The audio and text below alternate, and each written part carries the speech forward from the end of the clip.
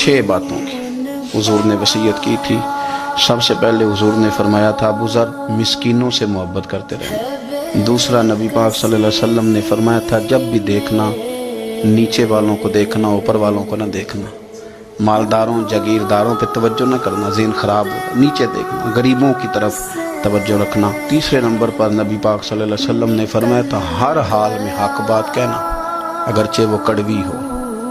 چوتھے نمبر پہ میرے محبوب نے فرمایا تھا اللہ کے معاملے میں کسی کی پرواہ نہ کرنا، کوئی کیا کہتا ہے کہتا رہے، تم رب کے رستے پہ چلتے رہنا، ملامت کی پرواہ نہ کرنا۔ اور 5ویں نمبر پر میرے نبی پاک نے مجھ سے کہا تھا اگر رشتہ دار تجھ سے تعلق توڑیں بھی نہ تو جوڑ کے رکھنا، صلہ رحمی نہ چھوڑنا۔